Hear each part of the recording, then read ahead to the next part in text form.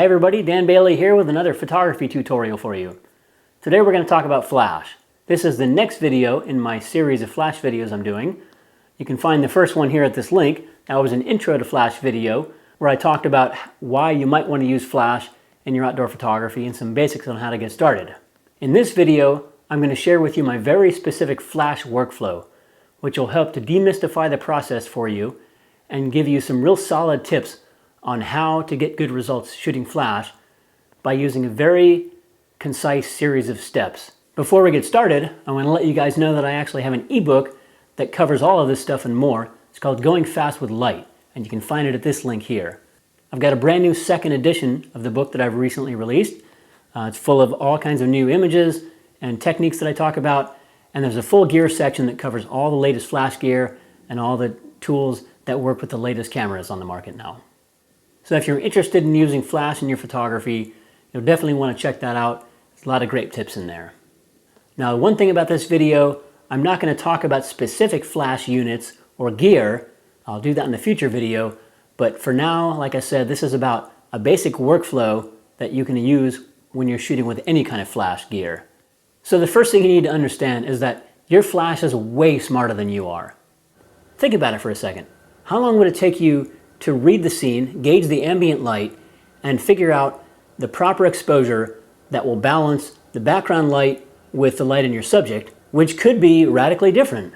Your flash does all of this in the blink of an eye. So really, all that means you need to do is put the flash on your camera, turn it on, press the button, and you're good to go, right? That's it. End of the video. Just kidding. As we all know, anybody who's tried to use flash knows that it's way more complicated than that. As every flash user has realized 1,000 times over, it's so easy to mess things up and get confused and end up with really bad light that probably looks worse than if you didn't use a flash at all. However, we stick with it because we know that if we do it right, we can get incredible results and get some great looking imagery. Just as you put some very careful thought into all the other aspects that go into making a photograph, like how to frame the shot, where to place your subject, and how to expose properly for the scene, you also need to put some careful thought into how you're going to use the flash in order to get the best results. So that's where having a defined workflow can really make the difference. Before you start firing away and potentially blasting your scene with really bad light, you'll want to follow this checklist and ask yourself a few basic questions about how you want your photo to look. And I promise you, if you use this workflow and you start to get yourself comfortable with all the different components in it, you're going to get much better results and things will really start to click for you.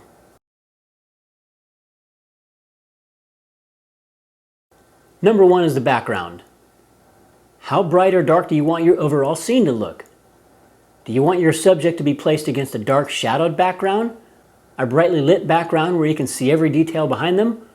Or do you want them placed against a giant field of white where all the focus is on them? So this is an easy one to determine and an easy one to get out of the way. You control this very simply through your camera exposure, i.e. if you want a dark background, underexpose, if you want a bright background, overexpose a little bit. And keep in mind, this is not the light on your subject, this is your background. Number two, how much light do you want on your subject? Are you trying to use a subtle amount of light to fill a few shadows, or rescue them from the depths of deep dark blackness? Or are you trying to go for a very high key look where even the light on your subject is quite overexposed? In some situations that can look great. You control this amount of light with your flash exposure.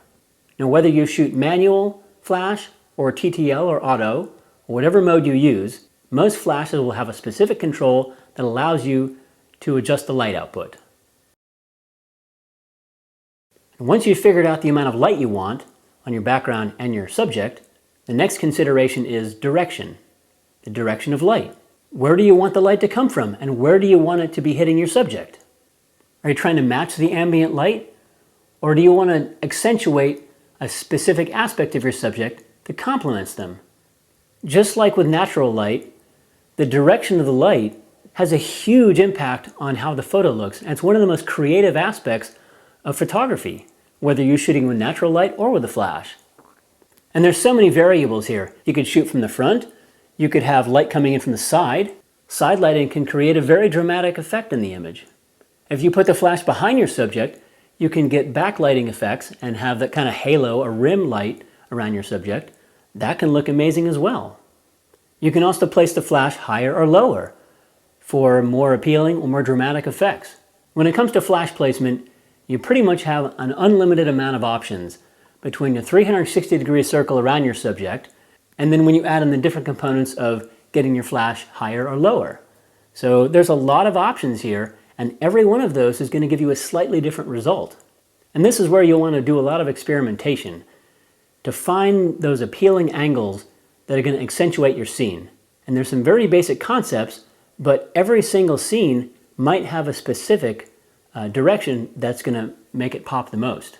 So not only do you want to have a good command of front lighting, side lighting, back lighting, higher and lower light, you'll want to experiment with your subject so that you can maximize your flash placement. Number 4 is quality of the light. Do you want hard light or soft light? Do you want close light or distant light? Do you want the effects of a small light or a big light? And the quality of light is controlled through placement of your flash and also with light shaping tools like a softbox.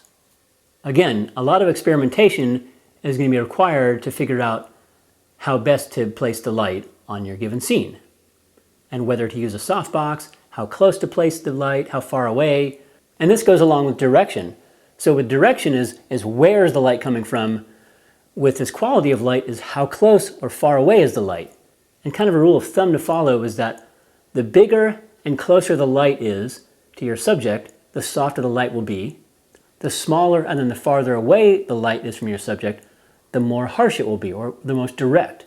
So even if you don't have a softbox, you can shoot through a pillowcase or a white plastic bag. Diffusing the light in any way is going to help. If you don't use any of that stuff, you can still get good results from a bare bulb flash. And finally, coverage. Is one flash going to be enough to light your whole scene, or are you going to want to add a second light to your setup? Changing the zoom settings on a single flash will also have a big difference on how the light looks. The rule of thumb is that your flash zoom amount should be roughly the same as your lens focal length. So a wide angle lens, you'll want to use a wide zoom setting, and a telephoto lens, you'll want to use a very narrow, higher number zoom setting. However, that's not going to be the case 100% of the time, because there might be a situation where you'll want to zoom in the flash in order to direct your light in a very specific way and exclude light from the rest of the scene, or vice versa. Another way to get more light onto your scene if you need it is to use a large softbox or diffuser.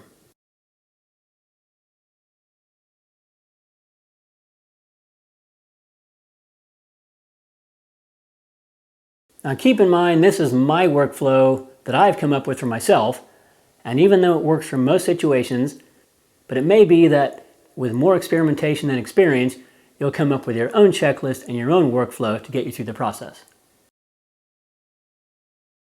Okay, step number 1 in the workflow, lock in your camera exposure. This is where you'll set the shutter speed and aperture in order to match the background light that you want for your scene. It doesn't really matter if you use a manual exposure mode or auto exposure like aperture priority. The advantage of using manual exposure mode is that you can lock in that exposure, and as long as the background light doesn't change, your camera exposure will stay the same regardless of what's going on with your subject.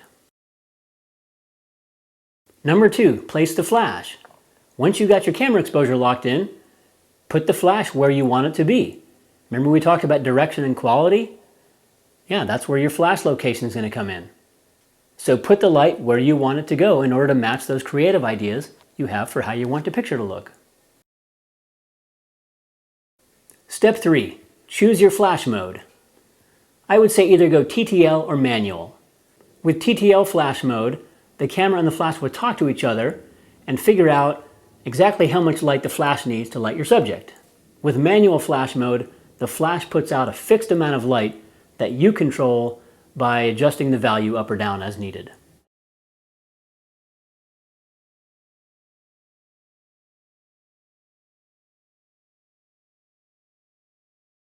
I'll often use manual flash when I know I have a little bit more time to deal with setting up the scene and dialing in my exposure, or if I'm fairly certain that the overall exposure and ambient light aren't going to change. Number 4, set your flash exposure. If you're shooting in TTL, the flash exposure will be figured out by the flash itself. It might look right most of the time, but there might be times where you'll want to dial the light up or down a little bit in order to match the creative ideas you have for the scene. With some scenes, you might find that dialing the flash down a little bit, maybe 2/3 of a stop or 1 full stop, might give you a more natural look to your photo. In other situations, you might find that you need to dial up the flash a little bit to get more light and render more detail in your subject. It just depends on the scene itself. There's no right answer. When using manual flash, you'll simply dial up or down as needed. You can start at full power and then reduce from there at half power, quarter power, 1/8 power, all the way down to like 1/64 power. Some flashes you can put out have more options. Now keep in mind there are 3 very important factors that will determine how much light's needed to get the proper exposure. And that's flash to subject distance, aperture, and ISO. If your flash is farther away, you'll need more light. If you're stopping your lens down more, you'll need more light. If you're using a higher ISO, you'll need less light, and so forth. Number 5, do a test shot. Once you've got everything dialed in, you've got your placement, your angles, you've got all the components figured out, fire away and then study the results. See what happened. When you look at your photo, there's a small chance it's going to be perfect. But more likely there's going to be something that needs to be adjusted. And when you look at the image, you'll quickly be able to determine what you need to change. Oh, the background's too dark. I need to lighten that a little bit with my camera exposure. Oh, there's too much light on the subject. I need to dial my flash exposure down a little bit.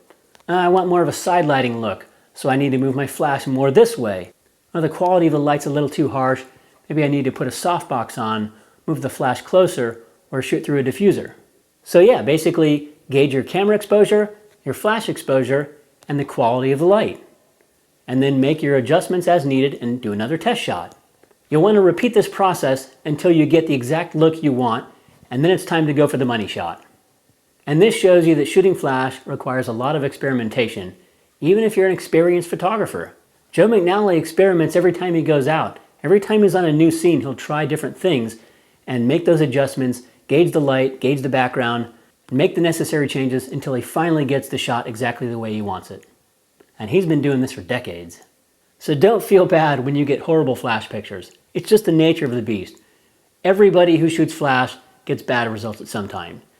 But I promise you, if you follow this checklist and then use the workflow, and if it doesn't come out right the first time, you can diagnose the issues and make your necessary adjustments until you get it looking the way you want. And like everything else in photography, and life for that matter, getting better at flash just takes more experimentation. The more you practice, the more proficient you'll become, the more confident you'll become. You'll get a feel for what works and what doesn't work in different types of scenes. And in time, you'll come up with your own style of how you place and modify the light, how you use the flashlight against the background light. You know, it's all just about experimentation and seeing what works for you. And of course, having fun and making a lot of mistakes in the process, but then figuring out how to correct them. So I know I gave you a lot of information today, but I hope I made it simple enough so that you can start using this checklist and this workflow in order to help you get better results from flash. So I hope you found this helpful. Please check out my ebook, Going Fast with Light, 2nd edition. There's a ton of great information in there and a lot of tips and creative ideas that can inspire you to go off and try this stuff on your own and get some really cool results. Thanks very much for watching this video. Please subscribe to my channel, leave me a comment, love to know your thoughts. You can find me on social media and Patreon at Dan Bailey Photo, and you can visit my blog and website as well. So thanks again, have fun with your flashes out there. I'll see you next time.